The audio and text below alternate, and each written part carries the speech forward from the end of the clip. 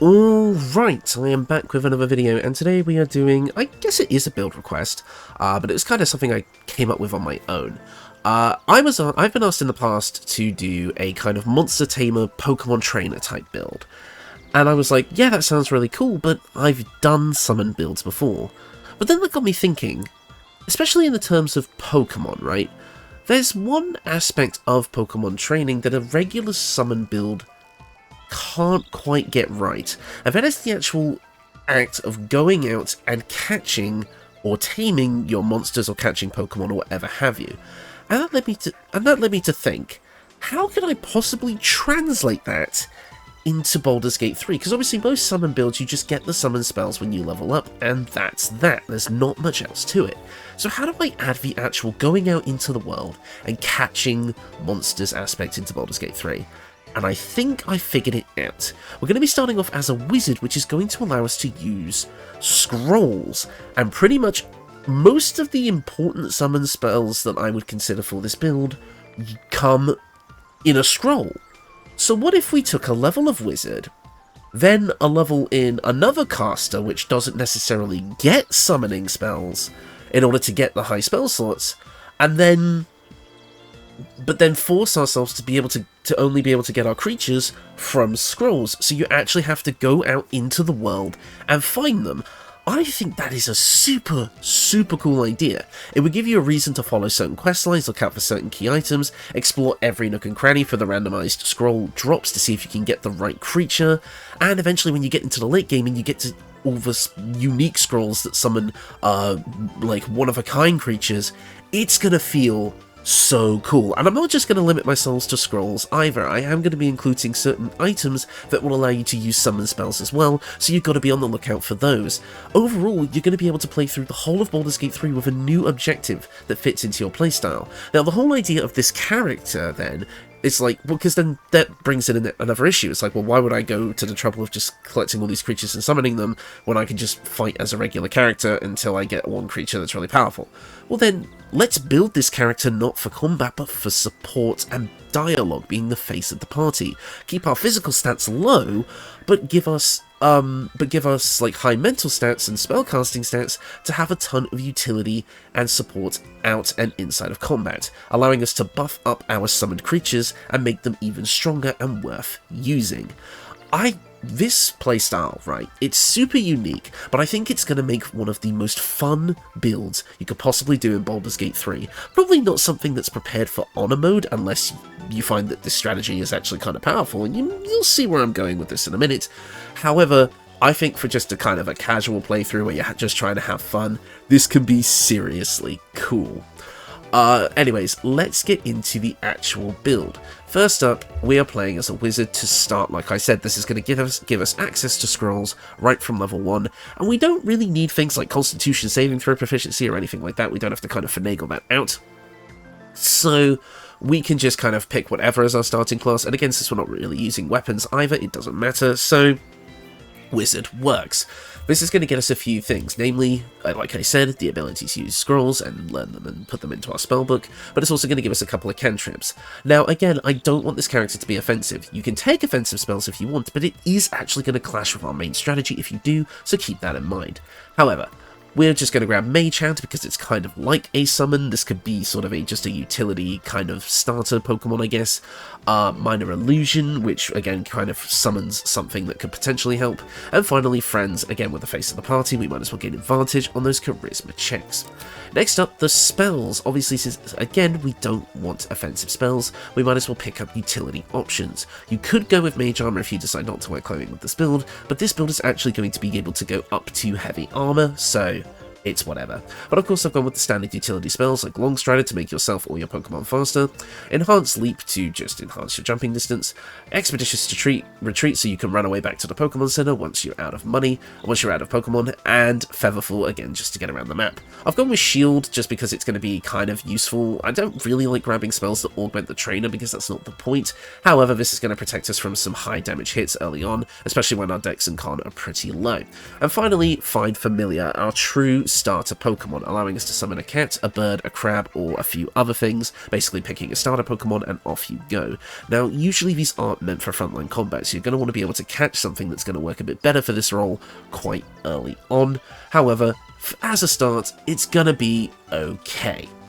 Now, for our ability scores, like I say, they are a bit weird. Dexterity and Constitution are at 10 each, so at least they're not in the negatives, but we don't need our physical stats as much, because again, this build is not meant to be in frontline combat, or really combat at all, as we'll get into in a minute.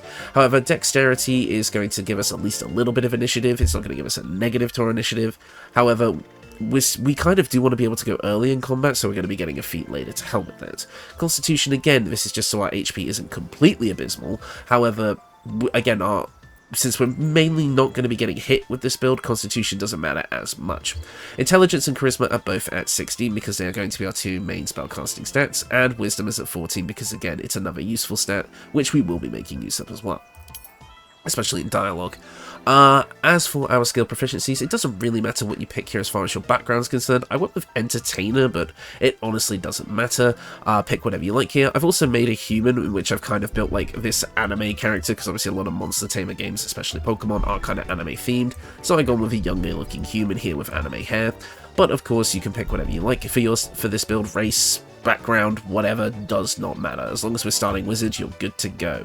But as a human, we do get an extra proficiency, so I went with Perception, and I've also chosen Insight and Investigation from Wizard, but you can pick whatever you like.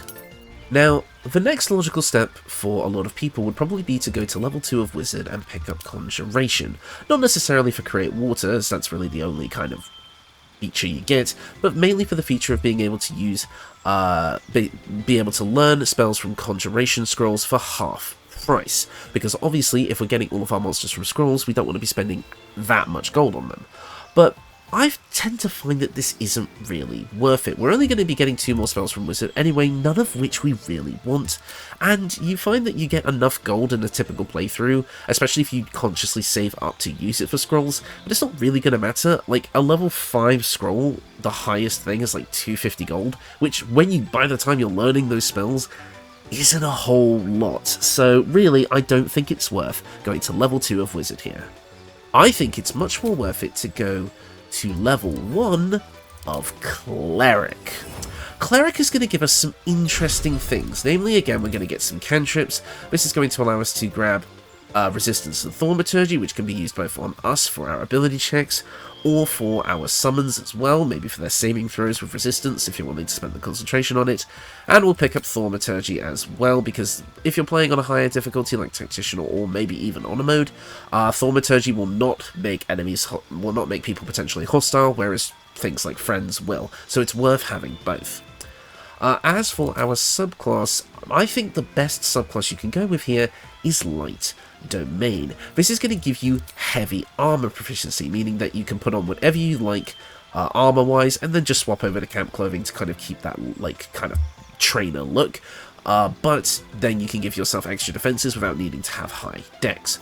In addition to this, you're also going to get Disciple of Life. Your devotion empowers your healing spells. When casting a healing spell, the target regains additional hit points equal to 2, plus the spell's level, meaning that even if we're not using them from the Cleric spell list, our healing spells are going to be more powerful overall, meaning that we can keep our Pokemon or our summons topped up and healthy, basically getting that full restore.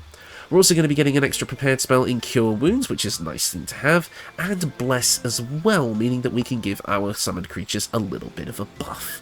As for your deity, it doesn't matter who you pick. I mean, we're literally just here for the buffs, so pick whatever you like here, it really doesn't matter. As for your prepared spells, this is the big one.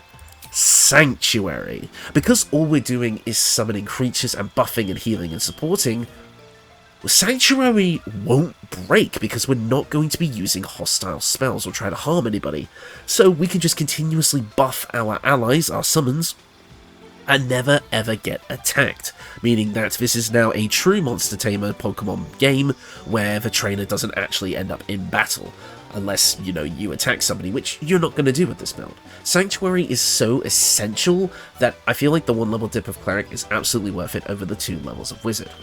We also can pick up another couple of spells here. We've already got Cure Wounds, so we can pick up Healing Word as well. Again, that little bit of extra healing. And I would say Shield of Faith is a good early concentration spell, giving your summon an extra 2 armor class, which, especially in the early game, will be sorely appreciated. Now, the question is, what is going to be our path from here? In theory, you could keep going in Cleric and pick up things like Spiritual Weapon and Guardian of Faith for those extra summons, but really, I don't feel like that's on theme. Preserve Life could be good, but, you know, whatever. We're going to go into our main class. Now, think for a minute. What class is... Think about a Pokemon trainer, right? The whole point of a Pokemon trainer is that they give commands to their Pokemon, guide them in battle, and support them. Now, what class do you think sounds like it could fit that role exactly? It's Bard. It is a full caster, meaning that we're going to be able to get level 6 spell slots as long as we stick with it. It's going to give us a ton of useful support spells and abilities that are going to be able to buff up our summons, especially things like Bardic Inspiration. And it's a full caster that doesn't really get any summon spells, so we're never going to be tempted to just pick them up and cheat. So we're going to get access to all our scrolls and everything. It's going to be perfecto. It's exactly what this build is looking for. So, with Bard, we're going to be getting a bunch of stuff, namely Bardic Inspiration, inspiring an ally to add a 1d6 to the next attack roll, ability check, or saving throw, at the cost of a Bardic Inspiration charge and a bonus action. The summon will keep it until the next long rest, or I guess in our case until they're dismissed, and, you know, it's just a nice way to buff, and again, it's not going to break Sanctuary, so it works really nicely, and it just fits on theme perfectly. As for our cantrips, I mean, we can kind of take whatever we like here, it's not really going to matter. I will pick up Vicious Mockery again, even though I don't necessarily want to be able to do offensive damage with our trainer character here. I do feel like Pokemon trainers do tend to talk a lot of shit if you've ever really watched the anime, or you've even played the games where the trainers have like cut-ins, like during gym battles or something. It's kind of funny to just be able to kind of throw some shade again, but this will break Sanctuary, so it is kind of counterintuitive, but I'm picking it up because I've kind of managed to justify it. And we'll grab Light. Since we are a human, we don't have Dark Vision, so this actually has an effect for us. Cool. As for our spells, well, we've kind of already picked up our healing spells, however, Wisdom isn't our highest stat, so I do think it's worth actually picking up the healing spells here, anyway, to use them with a bit of a higher stat. I'm also going to be grabbing Speak with Animals. I mean, we're a Pokemon trainer, we might as well be able to speak to, like, creatures. I mean, it makes sense. And then finally, our final spell here is going to be Fairy Fire. It's another concentration option, but it will allow us to give advantage to our summons to attack creatures within the fire. I think it makes perfect sense for a build like this. Next up at Bard level 2, we're going to be able to get Song of Rest, allowing us to take 3 short rests or 3 trips to the Pokemon Center per long rest, which is perfect. We're also going to get Jack of all Trades, allowing us to add half of our proficiency bonus to ability checks that we are not proficient in. Well, we have some pretty damn good stats here as far as being able to use abilities go within Wisdom and Charisma, so Jack of all Trades is really going to carry some serious weight here. We're going to work brilliantly as the face of the party. We are also going to get another spell here, and I don't really want any of these. Heroism could be really good actually, making your summons immune to Frightened and give them 5 temporary hit points. Again, it costs you concentration, but we don't have a main concentration spell at the moment, so you can kind of mix and match. At Bard level 3, we're going to be able to pick our subclass, and you do have some options here, but there's definitely one that I prefer. You can go College of Law for cutting words, allowing you to debuff enemies, but what I think is more appropriate here is College of Valour to give us Combat Inspiration. This is going to augment our regular Bardic Inspiration to allow us to also add the Bardic Inspiration bonus to weapon damage, which isn't really going to apply for us unless you're summoning a very specific type of summon, which we'll get to later, or Armor class, basically just allowing us to fully command our Pokemon, telling them what to do, how to fight, dodge, use this move, and I think it just fits perfectly. It's also going to give us access to medium armor and shields if you want to use those. So yeah, because of that, and like Cleric, we have access to every range of armor, so we're not going to be limited there. As for our spells, we are up to level 2 now, and I want to get Lesser Restoration, allowing us to cure ourselves or our summons from disease, poison, paralysis, or blindness, basically allowing us to apply kind of a I don't know, what's the, like a burn, not even a burn heal, but you know what I mean. Kind of like apply like a bit of one of the like trainer medicine items. What's it called? What's the one that's called that just that does all the status conditions? I don't remember. It's not a full restore because that also heals, but you know what I mean. Let me know in the comments because I've obviously forgotten, and I've played Pokemon for 10 years, so that's embarrassing. In fact, longer than 10 years. Wait, when did Pokemon Platinum come out? Oh shit, I'm old. Anyways, we also do get to get 2 new skills here, and we can grab, expertise even, and we can pick up Deception and Performance because I forgot to change our proficiency at level 1 of Bard from Deception to Persuasion, but you know, you can do that on your own.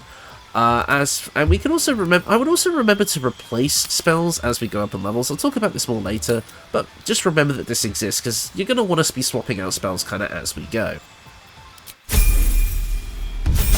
Next up at Bard level 4 we are going to be getting our first feat, and I do want to patch up that bad initiative roll, so we're going to be grabbing the Alert feat. This is going to allow us to gain a +5 to our initiative, and we cannot be surprised. Even if our dex wasn't abysmal, I would be picking this up anyway just for that can't be surprised thing, and to basically always guarantee that we're going to be able to get our Pokemon out and get up Sanctuary before the enemy can actually attack us.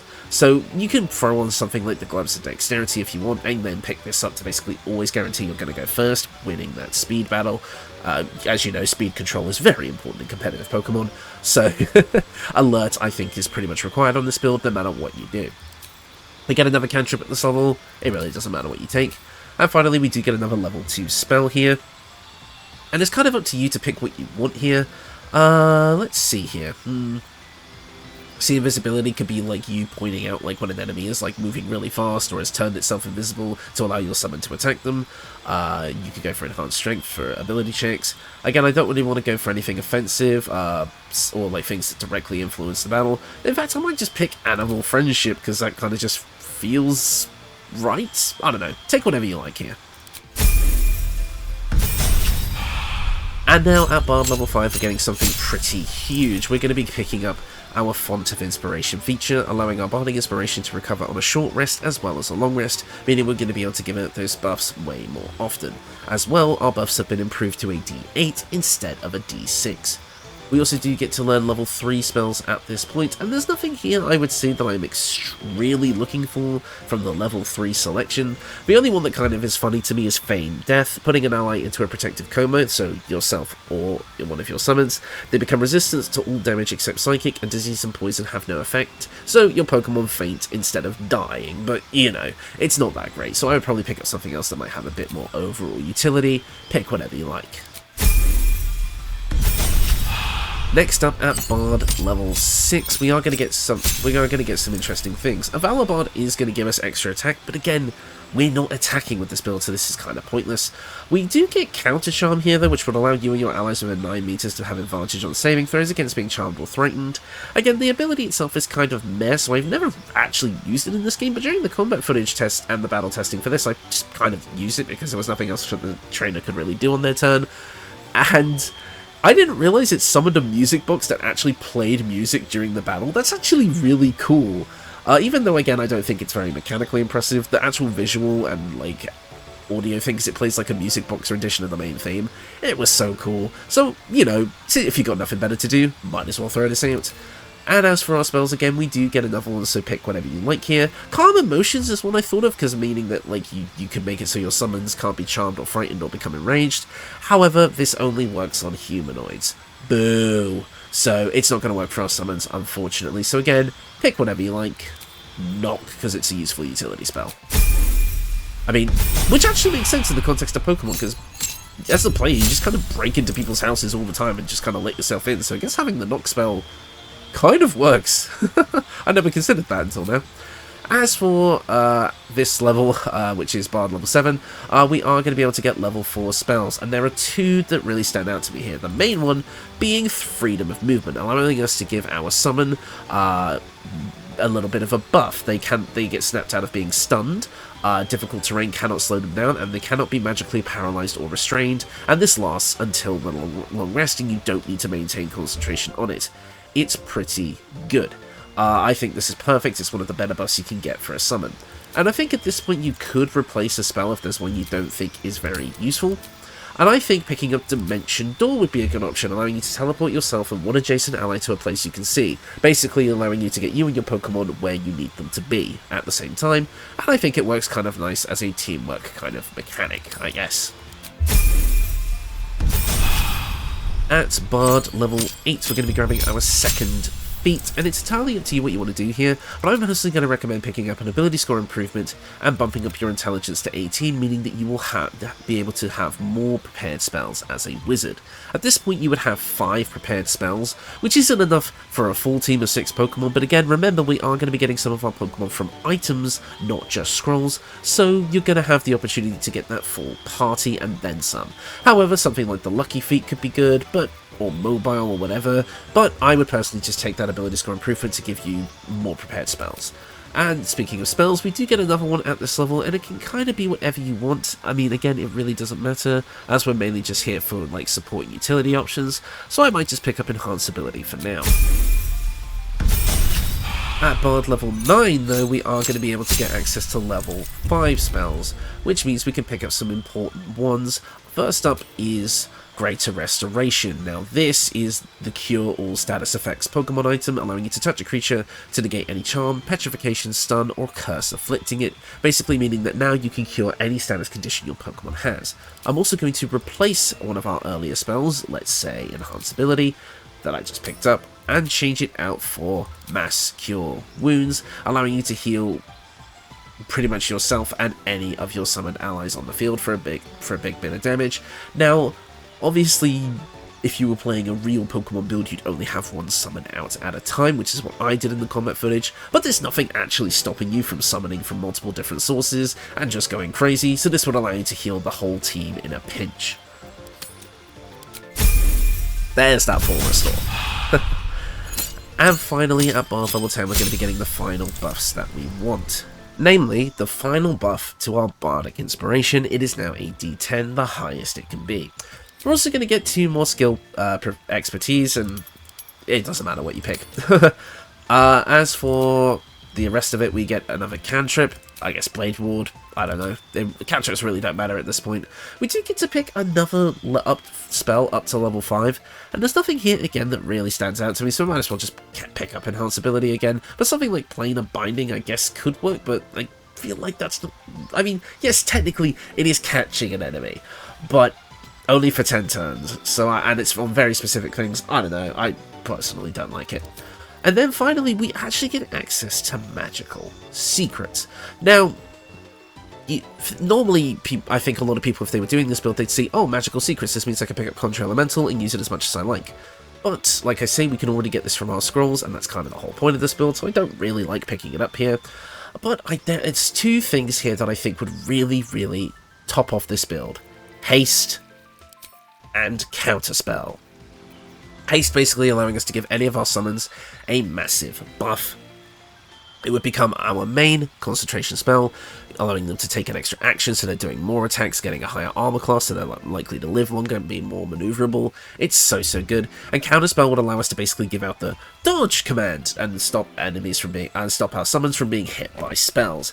Absolutely worth it in my opinion. I think these 2 round out the build nicely. Yes, we're getting them at the final level, but we will have a way of getting haste earlier. You already know what it is.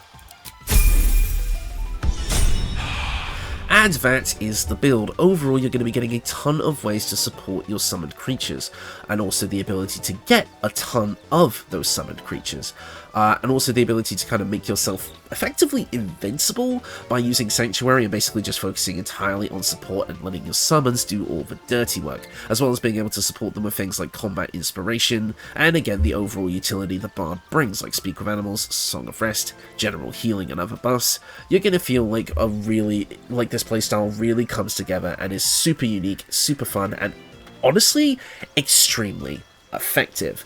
Now, let's get into the equipment, and this section is going to be a little bit weird.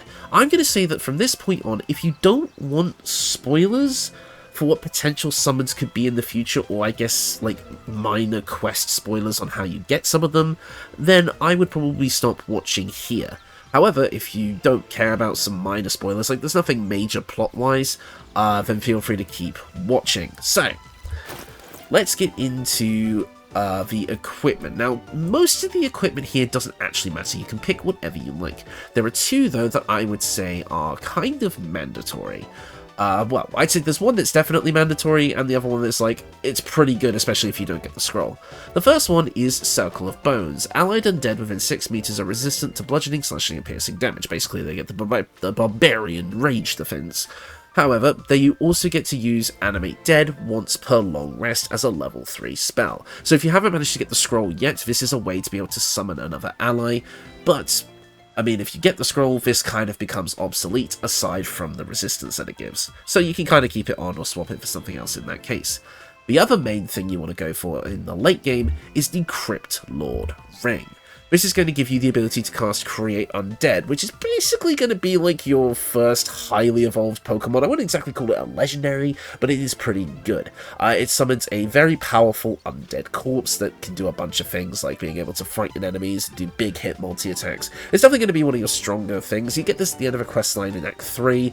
For the record, all of the potential summons you can get are going to be linked down below. Some quest spoilers in there, but nothing major for the main story.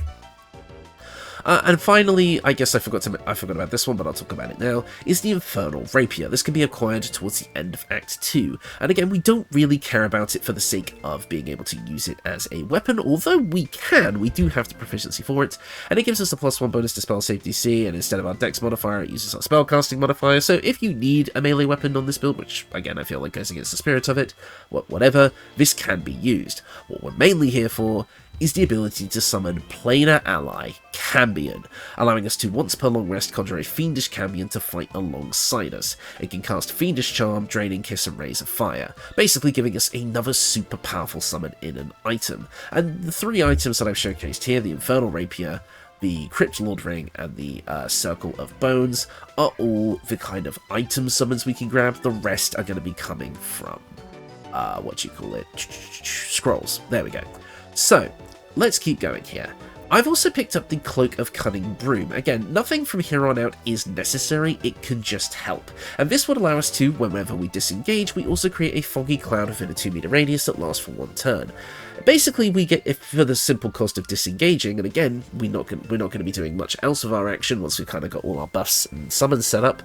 We can basically just kind of create puffs of smoke that kind of work a bit like the fog spell, so that we can kind of get out of dodge if we need to, or potentially even kind of sabotage the enemy. So this definitely has some uses. Apparently this is really strong on Rogue. For the armor I've just picked up the Blazer of Benevolence. It's an Act 1 light armor that whenever you inspire an ally using Bardic Inspiration, you gain 4 temporary hit points. This can be any armor from light, medium to heavy, because again we have all of those proficiencies. This I just showed off because it looked good in the character creation. Otherwise, put anything in the slot, give yourself more AC, because yeah. Next up, this one is actually really interesting. We have the Abyss Beckoners. The wearers summon creatures, so it kind of creates an aura around you. In fact, I can show you. You see that kind of red ring? Any of your summoned creatures within this aura that you can see here basically become resistant to all damage except psychic, which is huge. But the problem is it comes with a caveat. At the start of the summoned creature's turn, it must succeed a wisdom saving throw or be driven mad. And basically the madness will cause the creature to attack the nearest creature other than itself. So this would basically mean that your summons would actually turn on you. Basically, if you basically got traded a Pokemon and you didn't have enough badges to have it listen to you. But the unique interaction here is this isn't actually really an issue for us. Yes, we'd lose full control over our Pokemon for maybe a turn or 2, but they're not going to be able to attack us because of Sanctuary, so regardless, they're always going to be attacking your enemies, whether it's with a basic attack or the stuff you command them with. So this is basically free resistance to everything, which is super good. And then finally, the Evasive Shoes for a +1 to Armor class. This pairs up nicely with the Ring of Protection, which would give you another +1 to your Armor class, but again, just use heavy armor and fill these slots with whatever you like. The final piece of equipment, the 2 pieces of equipment I will talk about, are the Unflinching Protector Amulet.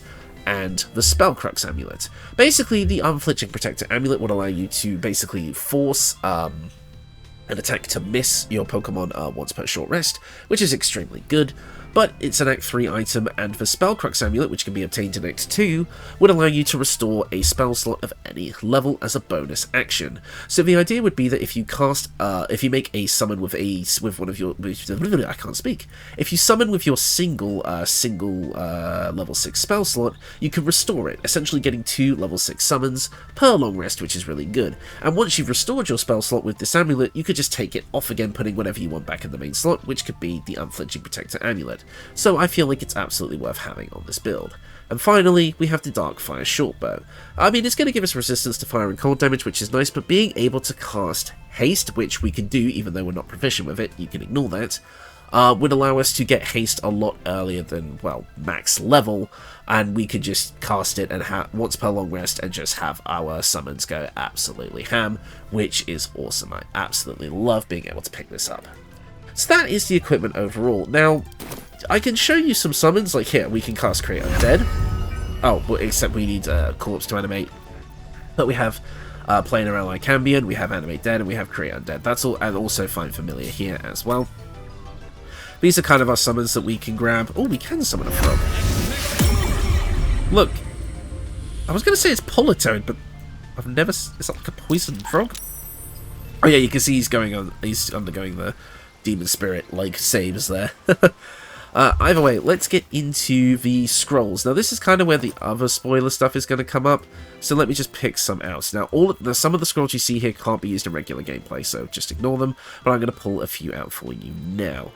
The first one that I think is the most unique is this one, the Scroll of Bestial Communion, which will allow you to learn a spell that is going to allow you to summon a Diva. In fact, I can just show you in my wizard list. Here we go, because I already have them memorized. Perfect. So, oh yeah, you can summon your familiar and then just take it out of your prepared spell slot and it will remain. Oh, that's good. So here we can put Animate Dead, Conjure Minor Elemental, Conjure Elemental, Sight of the Sealy Summon Diva, and finally Find Familiar Quasit, which can all be learned from scrolls. So, let's just put these spells in order. Sorry, this video is a bit all over the place, but I want to make sure I kind of have everything here. Perfect. So, here is our full list of summons. So, we have Find Familiar Quasit. We need to take a short rest to be able to summon this, so let's do that. I'll feel that one later.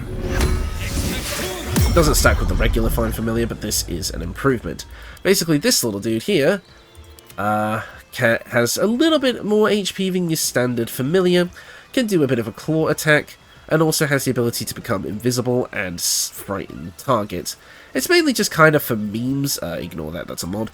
But this will be a decent starter Pokemon that you can get right at the start. You can find his scroll very early on, scribe it into your wizard book, and then you have someone that you can kind of summon.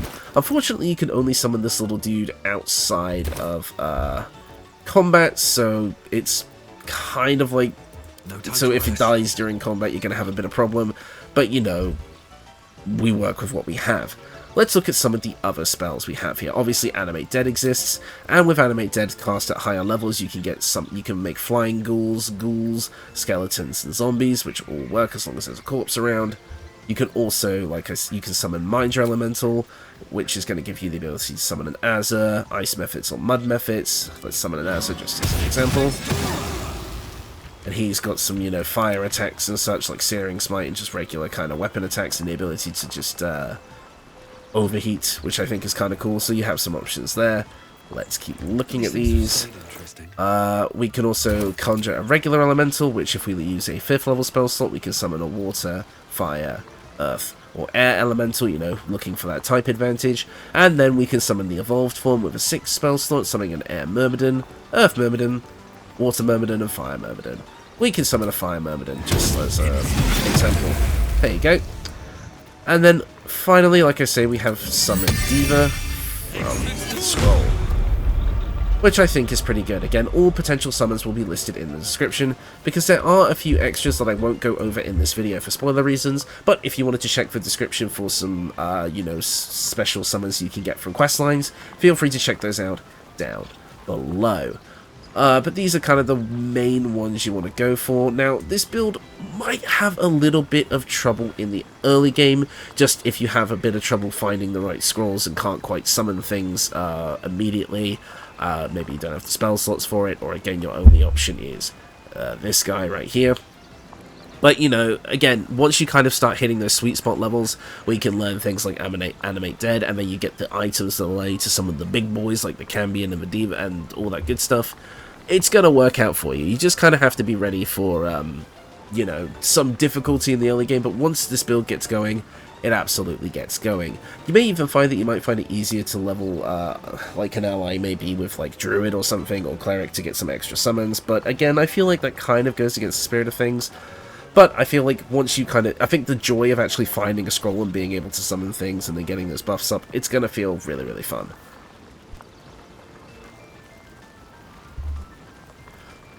So yeah, that is the build. Overall, like I said, you're going to have a ton of fun with this one. The unique playstyle that this brings in, where you just kind of summon creatures, buff them up, heal them, support them, do all this really fun stuff, I think it works out really, really nicely. You might want to also, like, especially maybe in the early game, maybe have a Cleric in the party that can use, like, Aid to be able to bump up the HP of all your summons as well, especially the lower level ones with, you know, less HP and stuff like that. But overall, I think you are going to have enough of a kit to be able to make this build work overall. So yeah, I mean, I'll probably just leave you guys with the combat footage. There's not too much to say. I've kind of gone over everything, and I can feel my voice starting to go because I'm still a bit sick, so I think I'm just going to leave it here. Thank you all so much for watching, and I will see you all next time.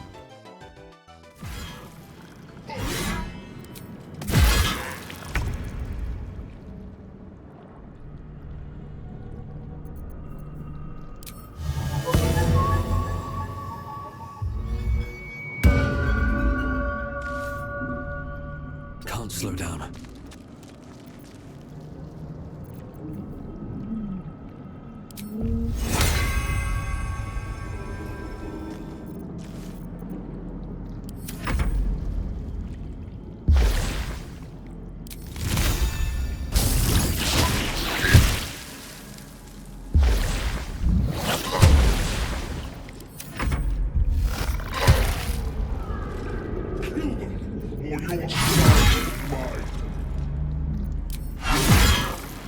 If this ship hits the ground, we're dead.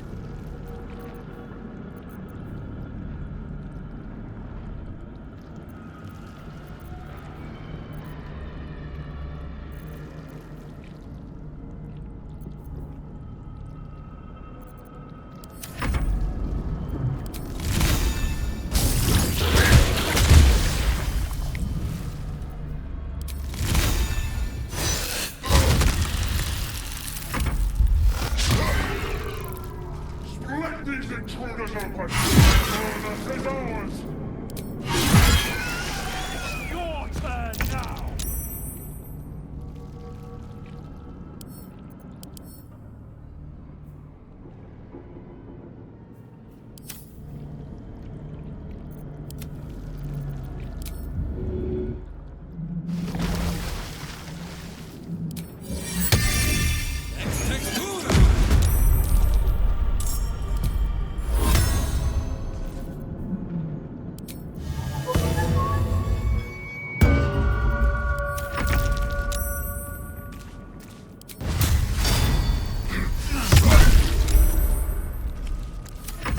Take this ship, or Zariel will have your head!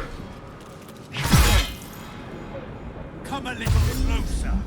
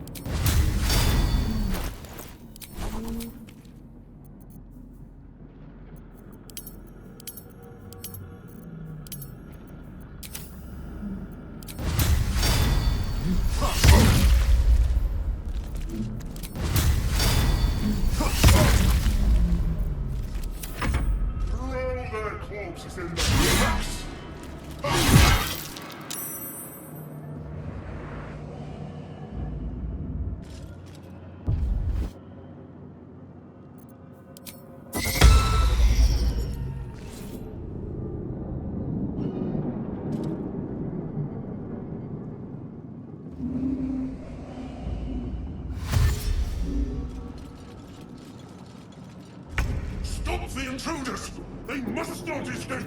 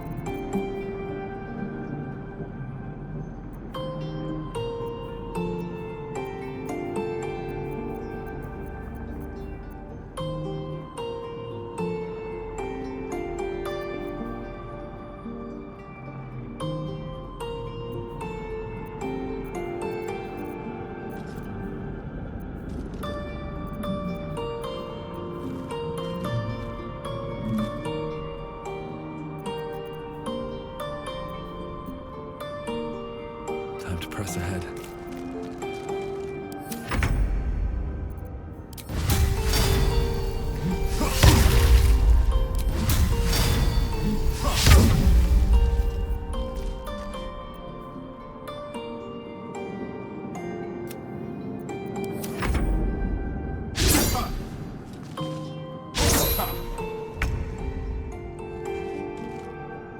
Another step forward.